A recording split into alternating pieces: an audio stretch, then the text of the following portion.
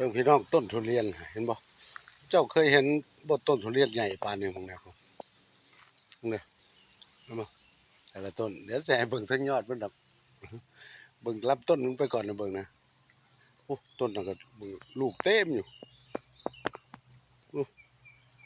ลูกเต็มต้นเลยพี่น้องเอ้ยเนี่ยเห็นบ่ลูกมันเพิ่นตัดไปจนสิหมดแล้วแหละเพิ่นเบิ่งเนี่ยขนาดว่าสิหมดนี่ก็ไอ้นี่ก็ประมาณ30ลูกได้อยู่ดอก30-40ตัวนั้นหั่นเบิ่งเนี่ยขนาดรุ่น3เลยเด้อนี่รุ่น3นี่ก็เหลือโอ้ย100 กว่าลูกพุ่นละมั้งพุ่นน่ะ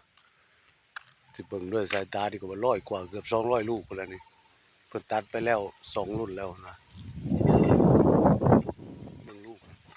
เบิ่งลำต้นเขาคิดว่าต้นนี่ไม่มันสิบ่ได้เป็นตันอยู่ติพี่น้องเอ้ยเอ้าตามนั้นละบ่เคยเห็นต้นทุเรียนใหญ่